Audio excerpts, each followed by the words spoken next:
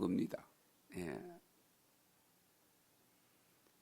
이렇게 우리가 이 문화, 환경도 그런 데다가 지금 우리 경제적으로 어려우면은 신경 쓸 일이 많다 보니까 자연스럽게 불면증이라는 병세가 찾아옵니다.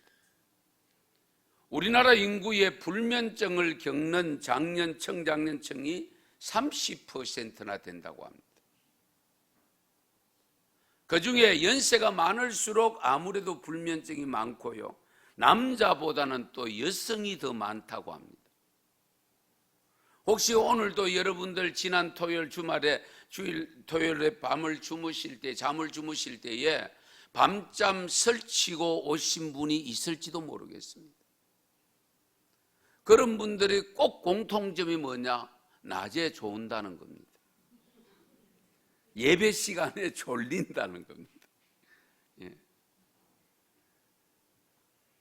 이 수면 장애 정말 괴로운 장애거든요. 고통이 오는 것은 약을 먹고 고통을 잠시 멈출 수도 있습니다.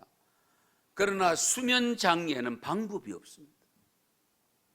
수면제라는 약을 복용합니다마는 그것도 장복을 하면 안 됩니다. 일시적 한두 번은 가능할지 몰라도 장복을 하면 더 큰 문제가 발생합니다. 그런데 잠을 잘 자는 사람, 푹 자는 사람, 깨어나면 꼭 고백하는 말이 있습니다. 잠을 달게 잤다. 달콤한 잠을 잤다. 그런 표현을 쓰잖아요. 오늘 예레미야 31장 26절에 보면 예레미야가 고백한 겁니다. 내가 깨어보니 내 잠이 어땠다고요? 달았더라. 내 잠이 달았더라. 사실 우리 본문 앞의 내용은 이 31장 전체가 어떤 내용이냐면 예레미야가 지금 기도하고 있는 내용이 뭐냐? 바빌론의 포로로 잡혀와 있는 이 백성들이 어쨌든 그 고통에서 빨리 해방시켜 달라는 기도를 하다가 잠이 들었는데 하나님께서 예레미야 선지자에게 나타나서 앞으로 저 북이스라엘과 남유다를 회복시켜 주신다는 약속의 꿈을 꾼 겁니다. 꿈 내용입니다. 그 북이스라엘의 회복에 대한 약속이 1절에서 22절까지 내용이고 오늘 읽은 본문 23절에서 26절은 남유다 회복에 관한 것입니다. 남유다의 회복에 관한 내용입니다. 여러분 잘 생각해 보십시다. 이렇게 긴 꿈을 꾸고 나면 자고 일어났을 때에 잠자는 걷지를 않습니다. 그렇잖아요? 비몽사몽간에 그렇게 나면은 아이고 밤새도록 꿈꾼다고 잠을 못 자고 오늘 피곤하다 이런 말을 우리가 쉽게 나오는데 이 예레미야 선지자는 깨어보니 내 잠이 달았더라. 그러면 내 잠이 달았다고 하는 이 고백, 영어 성경에 우리 킹제임스 버전이라고 하는 KJV 성경에는 스위트라고 하는 단어를 씁니다. 달았다고 하는 단어가 스위트입니다. 향기로웠다. 달콤했다. 그리고 NIV 성경에는 프레젠트를 사용합니다. 단어가 조금 다릅니다. 즐거운, 유쾌한, 좋은, 쾌적한 이런 뜻을 가진 단어입니다. 그런데 분명한 것은 즐거운 시간이었다는 사실입니다. 기분 좋은 꿈을 꾸었기 때문에 예레미야 선지자가 잠이 달았다라고 표현한 겁니다. 그렇잖아요. 우리가 꿈 내용도 이 나쁜 꿈들이 있잖아요. 무서운 꿈, 두려운 꿈. 그런 꿈을 꾸고 나면은 기분이 안 좋습니다.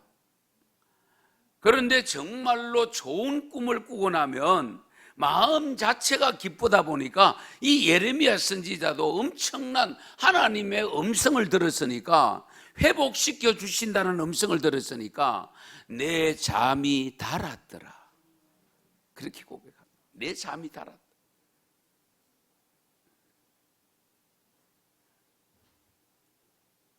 요즘 우리가 살고 있는 세상이 살맛 나는 세상이 아닙니다. 정말 마지못해서 살고 있다는 고백이 입에서 저절로 나올 듯한 삶을 살고 있는 사람들이 의외로 많습니다. 우리 성도 여러분은 어떻습니까?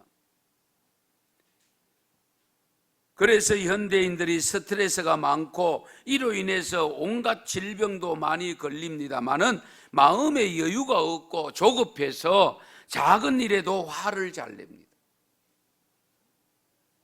화를 내게 되면 싸움이 시작되죠. 정말 짜증나게 만드는 것이 많습니다만, 올여름 휴가는 여러분 뉴스를 보면 바닷가 가도 별 수 없대요. 전부 마스크 끼고 다니고 사회적 거리 둬야 되고, 참 가관이잖아요. 이런 휴가를 그래도 떠나시겠습니까? 하기야 지금 벌써 떠난 가정도 몇 가정이 있습니다. 그래서 생긴 말이 방콕하자, 집콕하자. 예. 사실 우리 하나님은 우리 인간들에게 쉬도록 하시기 위해서 주신 날이 안식일입니다. 6일 동안 열심히 일해라. 그리고 주의 날 쉬어라. 하던 일 멈추고 쉬면서 하나님을 경배해라. 그것이 주일입니다. 그래서 쉬는 때는 가축도 쉬게 하고 모든 생명체들이 다 쉬도록 해라. 그리고 땅은 특히 안식년을 두어서 7년째는 한 해를 아예 경작하지 않도록 했습니다. 우리도 옛날에 농사 지을 때 윤작이라는 것이 있었습니다. 농사 지은 분은 알 겁니다. 거의 제가 기억하기에는 3년마다 한 종목의 곡식을 한 밭에 계속 심으면 어지간히 그럼 퇴비를 줘도 곡식의 열매가 덜합니다. 그래서 3년 동안 돌아가면서 윤작 바꿔가면서 합니다. 옥수수 심었던 곳에 감자 심고, 감자 심었던 곳에 보리 심고, 거의 3년마다. 그런 걸 보면은 경험에서 나온 건 하지만은 우리나라 어른들도 굉장히 지혜로웠다 하는 것을 알 수가 있습니다. 그래서 하나님은 아예 땅을 6년 동안 부려먹고 7년째 쉬도록 해라. 그러면 우리 사람들은, 일상생활하는 사람들은 낮에 일하고 밤에 쉬어라. 그런데 밤잠을 제대로 안 자고 있으면 곤란하죠. 그러면 그 다음날 반드시 지장을 받고 장애를 입을 수밖에 없습니다. 일의 능률이 오르지 않습니다. 그래서 많은 돈을, 비용을 들여가면서까지 어떻게 회사에서도 직원들에게 휴가라는 것을 주잖아요. 왜? 쉼이 필요하기 때문에. 쉼이 필요할 때에 계속 일을 시키면 일의 능률이 오르지 않고 오히려 불량품 많이 만들어내고 하면 오히려 회사에 손해를 끼칠 수 있잖아요. 그래서 휴가라는 것을 통해서 쉼을 주고, 그래서 새로운 힘을 가지고 와서 일을 할 때에 불량품이 줄어들게 되어지고 일의 노동 생산성이 높아지게 되어지고. 할렐루야. 그것을 우리 하나님께서 우리 인간을 만드셨기 때문에 그 인간의 연약함을 다 알기 때문에 이와 같이 해 주신 거예요. 그래서 잠을 주신 거예요. 그래서 밤에는 잠을 잘 주무시는 것이 잘 사는 일입니다. 예. 우리나라 사람들은 밤잠 안 자고 일하는 것을 굉장히 자랑스럽게 여깁니다. 그 가운데 저도 포함되어 있습니다. 12시 전에 자본 적이 별로 없어요. 쉼의 기간을 갖습니다. 아무튼 이 휴가철을 맞아서 진정한 삶, 예레미야의 고백처럼 내 잠이 달았더라, 내 휴가가 달콤했다는 고백이 나오기 위해서는 어떤 쉼이 필요하고 어떤 휴가가 되어야 될 것인가, 그 말씀을 오늘 본문에서 찾아보려고 합니다. 첫째, 하나님이 주시는 좋은 비전을 갖는 기회로 삼으시기 바랍니다. 휴가가 그냥 무작정 마구 그냥 쉬는 거다, 이런 생각을 하지 마시고 정말 이 쉼을 통해서 하나님이 주시는 좋은 비전을 갖는 기회로 삼으면 휴가가 달았다, 달콤했다 하는 고백이 나오게 됩니다. 이 31장 전체가 예레미야가 잠을 자고 있을 때 꿈을 나타난 꿈 내용이라고 말씀드렸습니다마는 1절에서 22절까지 다 읽지를 않았는데요, 북이스라엘 회복에 대한 약속의 메시지인데 몇 절을 한번 찾아서 같이 읽어볼게요. 1절부터 한번 보십시다. 31장 1절 같이 읽습니다. 여호와의 말씀이니라, 그때에 내가 이스라엘 모든 종족의 하나님이 되고 그들은 내 백성이 되리라. 아멘. 지금 버림받았는데, 바벨론 포로로 잡혀갔는데, 그런데 하나님은 내가 이스라엘 모든 종족의 하나님이 되고 12지파의 하나님이 되고 그들은 내 백성이 된다. 그리고 4절 보십시다. 4절 같이 읽습니다. 처녀 이스라엘아, 내가 다시 너를 세우리니 네가 세움을 입을 것이요, 내가 다시 소고를 들고 즐거워하는 자들과 함께 춤추며 나오리라. 아멘. 춤추며 나오리라. 그리고 11절에서 12절입니다. 같이 읽습니다.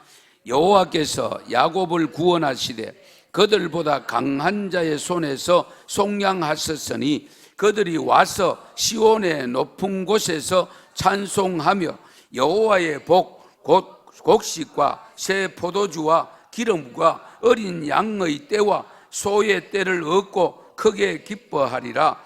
그 심령은 물된 동상 같겠고 다시는 근심이 없으리로다 할지어다. 아멘. 17절 한 절 더 읽을게요. 17절입니다.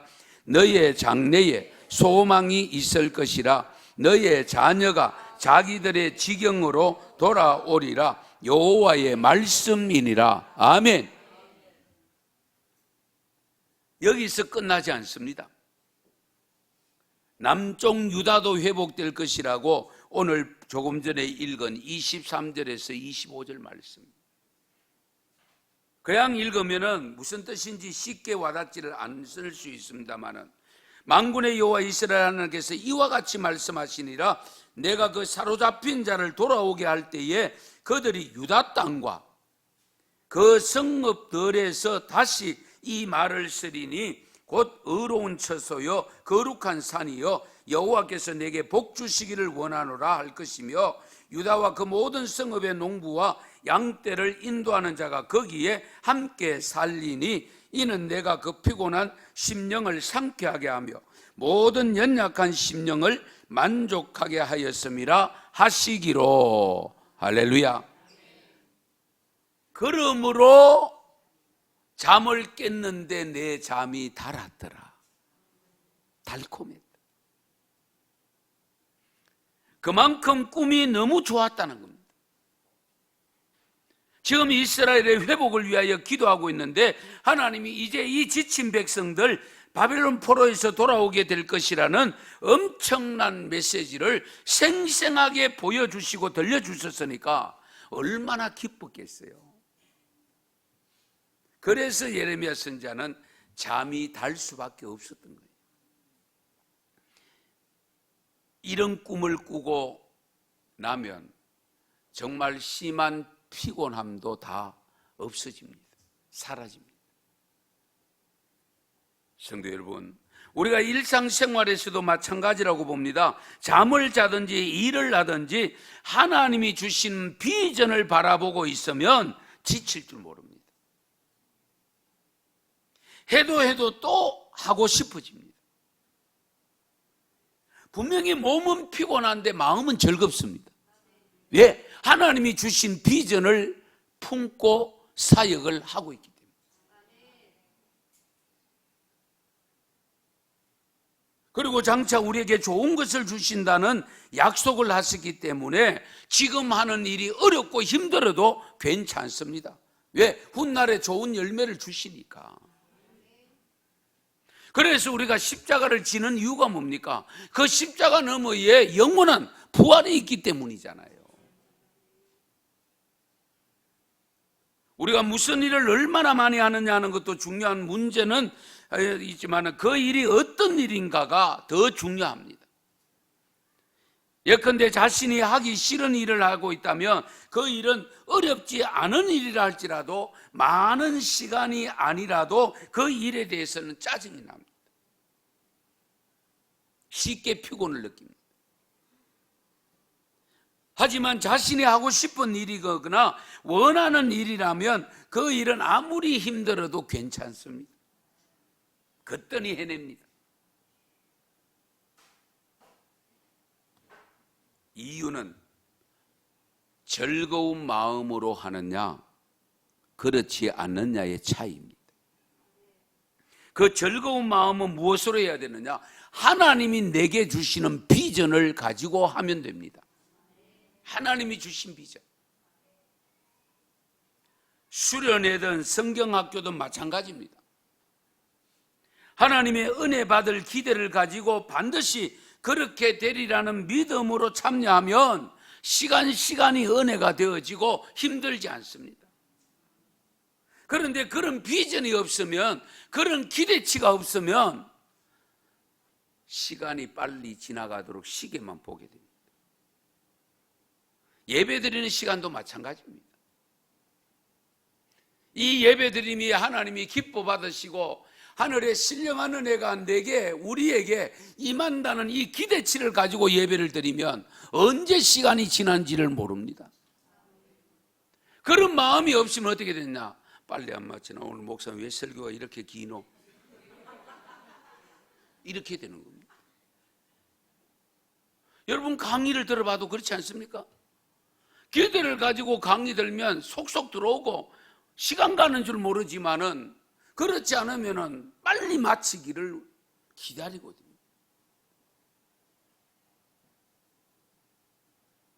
그러니까 자연스럽게 나타나는 현상이 뭐냐? 웃음이 없어집니다. 왜? 마음에 기쁨이 없거든요.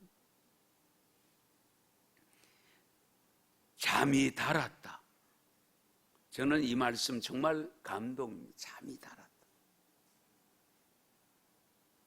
내가 열심히 일을 했음에도 불구하고 피곤하지 않더라는 고백이잖아요. 예. 잠잘 시간이 없어서 시간이 너무 아까워서 밤새 잠 한숨 못 자고 있었지만은 피곤한 줄 모르고 기분이 너무 좋습니다. 그 고백이잖아요. 여러분은 혹시 이런 경우들을 많이 갖고 있는지, 아니면 그런 경우가 좀처럼 갖지 못하고 있는지 여러분 스스로 잘 판단해 보시기 바랍니다. 휴가도요, 가기 싫은 거 억지로 따라가면요 쉼이 되지 않습니다. 잠자는 것도 어디에서 자느냐가 중요하지만 누구와 자느냐가 중요하지 않습니까? 특히 사춘기를 겪고 있는 소년부, 중등부, 우리 선생님들 잠재울 때에 조심해야 됩니다. 왜? 친한 사람끼리 자야 됩니다. 별로 안 좋아하는 사람, 보기 싫은 사람 같이 재워놓으면 잠 못 잡니다. 그 다음에 집에 가면 엄마한테 다시는 내가 성경학교 가는가 봐라, 수련회 가는가 봐라, 이렇게 되는 겁니다. 아이나 어른이나 다를 바가 없어요. 그러므로 성도 여러분, 일을 하든 봉사를 하든 예배를 드리든 아니면 휴가를 가든 항상 주님이 주시는 비전을 마음에 품고 감당하시기 바랍니다. 주님이 주시는 비전을 품고 감당하면 모든 것이 은혜가 되고 밖에 나가서 자도 잠이 잘 오게 되어집니다. 잠이 달았더라. 이번 휴가는 달콤한 휴가였다 하는 고백이 일어나기를 축원합니다. 그 다음에 두 번째, 이런 고백이 나오려고 하면 마음을 상쾌하게 하고 만족하게 해야 합니다. 마음을. 아무리 먼 길도 지루하게 느끼지 않고 갈 수 있는 방법이 있다고 하잖아요. 어떻게 하면 되죠? 사랑하는 사람과 함께 여행하면 됩니다. 그러니까 여러분들 세계 여행을 어디 가더라도 그냥 막 마구잡이로 모집해가 가는데 몇 사람 낑겨 가는 거, 끼어서 가는 거, 그거 삼가 조심해야 됩니다. 여행 실컷 하고 후회하는, 돈이 아까운 생각이 듭니다. 왜? 사랑하는 사람들이 아니고 그렇잖아요. 그래서 우리가 긴 여행일수록 사랑하는 사람하고 가야 여행이 길게 느껴지지 아니하고 그 여행이 달콤한 여행이 됩니다. 우리 마음을 상쾌하게 하고 만족해 하는 그런 휴식이, 그런 쉼이, 그런 휴가가 되어져야 돼요. 그래서 오늘 25절 말씀에 보시면 이는 내가 그 피곤한 심령을 상쾌하게 하며 모든 연약한 심령을 만족하게 하였음이라 하시기로 내가 깨어보니 달콤한 잠이었더라. 어쨌든 우리가 진정한 쉼이 되려고 하면 내 마음이 상쾌해야 돼요. 마음의 만족함을 가질 수 있어야 돼요.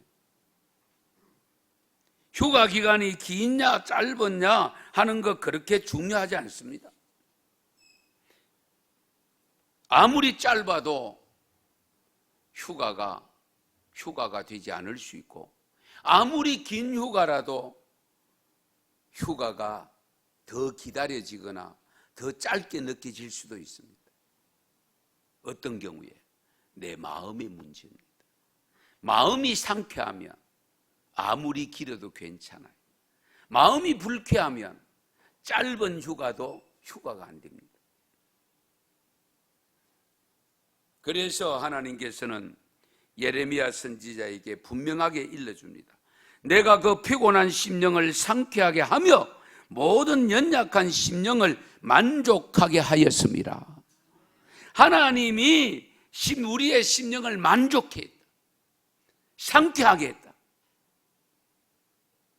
그러므로 내 잠이 달았더라.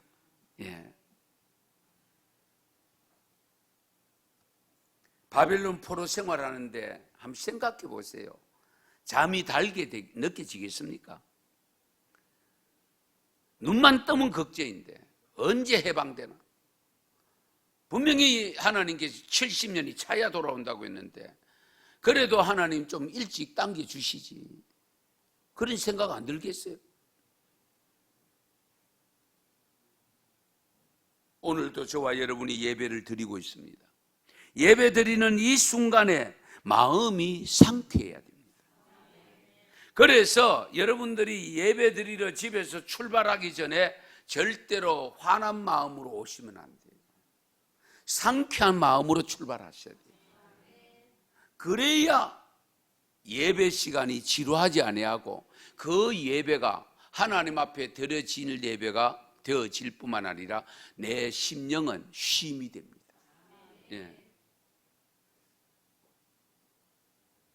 그래서 우리는 항상 마음을 중요시 여겨야 됩니다.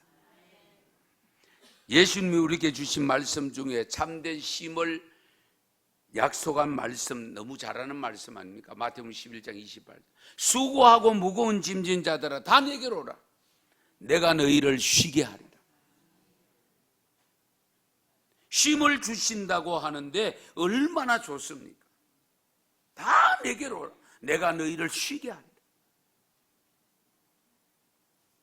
여러분, 무거운 짐을 져본 일이 있습니까? 짐 종류도 여러 가지입니다. 정말 물리적으로 무거운 짐이 있습니다. 저는 중학교 때 80kg 살 한 가마씩 지고 날랐던 사람입니다. 이해가 될는지 몰랐다. 그때 키가 145, 150이었습니다. 이해가 안 되시죠? 지금 145, 150 되면 초등학교 몇 학년쯤 되게? 제가 중학교 1, 2학년 때 키가 그렇게밖에 안 돼요. 제 동네 아주머니가 쟤는 세호에는 저 키가 언제 클고? 그랬다는 거예요. 그 고백을 제 앞에서 했어요. 그런데 80kg 살을 쪘어요. 별로 놀라질 않는데 20kg짜리가 내포입니다. 생각해 보세요. 나무지게, 속골지게 엄청나게 져봤기 때문에 쉼이 얼마나 중요한가를 알고 있습니다. 절대로 그 첫 번째 산에서 진 짐 지고 집까지 올 수가 없습니다. 오는 길에 몇 번이나 쉬어야 됩니다. 땀을 뻘뻘 흘리면서 지게작지를 구워놓고 쉬는 그 시간, 그 상쾌함은 안 해본 분 몰라요. 그런데 이렇게 물리적인 짐도 무거운 짐이 있지만 가장 무거운 짐은 죄의 짐입니다. 죄의 짐. 그 죄의 짐은 마음의 짐입니다. 그렇잖아요? 영혼의 짐입니다. 그렇기 때문에 무거운 물리적인 짐보다도 훨씬 더 무겁게 느껴질 수 있습니다. 그래서 예수님께서 무거운 짐진 자들 다 내게로 오라. 그 무거운 짐은 죄의 짐입니다. 그거 풀어버리면 이 세상에 그 어떤 것도 별로 짐될 게 없어요. 그렇지 않아요? 죄의 짐 다 벗어버리면 내 기분이 상쾌하고 내 마음이 상쾌한데 다른 물리적인 짐은 별로 짐이 안 됩니다.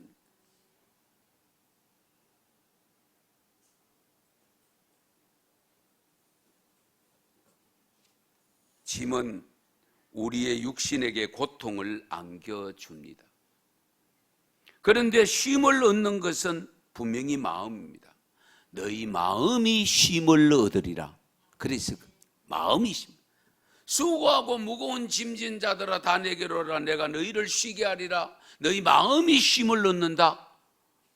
아니 육신이 쉼을 얻어야 되지 왜 마음이 쉼을 얻는다? 그러니까 이 짐은 죄의 짐이라는 거예요. 죄의 짐은 마음의 짐이잖아요. 이 마음이 쉼을 얻으면 자식을 위해서 일하는 것 고되지 않습니다. 우리가 경험하지 않습니다. 교회 와서 봉사하는 것 별로 힘들지 않습니다. 그러나 죄의 짐이 가득 차 있으면 일 안 하고 가만히 앉아 있어도 고역입니다. 그 죄의 짐 때문에 얼마나 많은 신경을 쓰고 있는지. 그래서 불면증에 걸리는 겁니다. 잠이 안 오는. 잠이 안 오면 그 다음에는 어떻게 육체적인 짐도 함께 지게 됩니다. 피곤합니다. 영육이 피곤한 겁니다.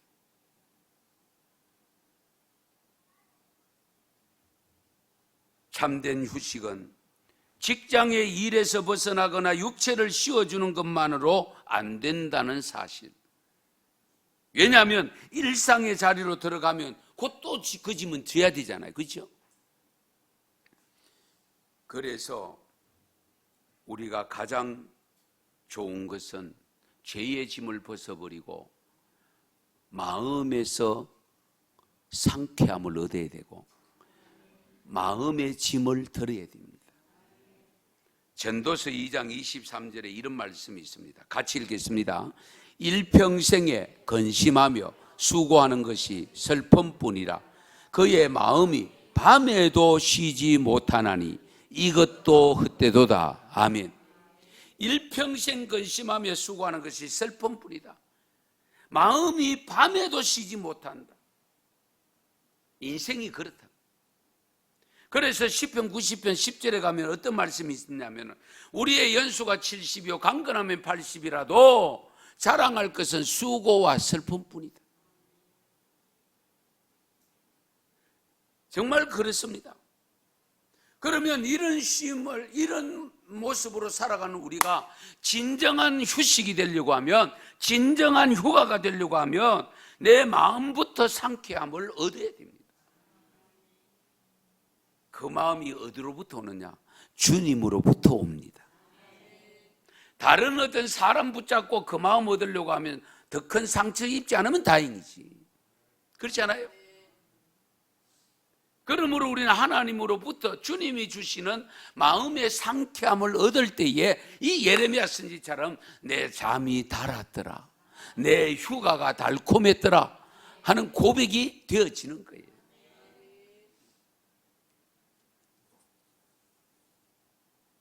마지막으로 성도 여러분이 휴가를 가시거나 쉼을 위해서 시간을 내실 때에 어디에서 쉬었냐가 나름대로 중요합니다. 왜냐하면 쉴 수 없는 곳에서 쉬면 휴가가 되지 않습니다. 쉴 수 없는 곳이 어디입니까? 우리 전부 쉴 수 있는 곳을 찾아가는데요, 이렇게 고백을 할 수도 있습니다만 잘 들어보세요. 미가서 2장 10절에 이런 말씀이 있습니다. 같이 읽습니다. 이것은 너희가 쉴 곳이 아니니 일어나 떠날지어다. 이는 그것이 이미 더러워졌음이니라. 그런즉 반드시 멸하리니 그 멸망이 크리라. 아멘. 이것은 너희가 쉴 곳이 아니라 일어나 떠날지어다.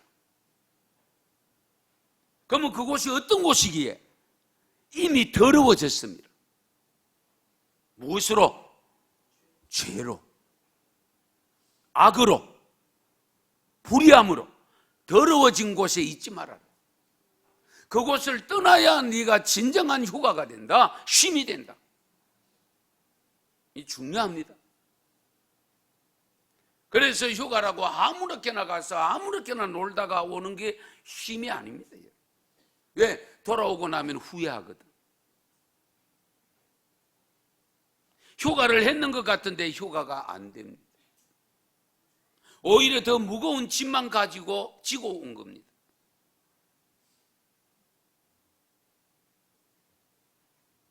그러면 이보다 더 중요한 것이 뭐냐? 적극적인 자세로 쉼을 가져야 되고 휴가를 가져야 됩니다. 그 적극적인 자세가 뭐냐? 쉬지 말아야 될 것이 있어요. 쉬어야 되는데 쉬지 말아야 될 것이 뭐냐? 뭔지 아세요? 두 가지입니다. 기도와 전도입니다. 사도행전 5장 42절에 보면 그들이 날마다 성전에 있든지 집에 있든지 예수는 그리스도라고 가르치기와 전도하기를 그치지 아니하니라. 할렐루야. 전도하기를 집에 있든지 성전에 있든지 길을 갈 때든지 어디든지 사람이 있는 곳이면 계속 해야 된다. 그리고 우리가 잘 아는 데살로니가전서 5장 17절 말씀, 쉬지 말고 기도하라. 휴가를 가도 기도가 필요합니다. 출발하기 전에 기도해야 됩니다. 다니는 과정 속에 기도하셔야 됩니다. 밤에 주무시기 전에 기도하셔야 됩니다. 기도는 처음부터 끝까지입니다. 그래서 사무엘은 기도하기를 쉬는 죄를 범치 않는다고 고백했습니다. 디모데후서 4장 2절에 보면 너는 말씀을 전파하라. 때를 얻든지 못 얻든지 항상 힘써라. 휴가 가는데 우리끼리만 안 가고 우리 가족만 안 가고 다른 가족끼리 모이면 그 가족이 예수 믿는 사람 같으면 다행이지만은 그렇지 않은 사람 보면 절호의 기회잖아요. 전도할 절호의 기회.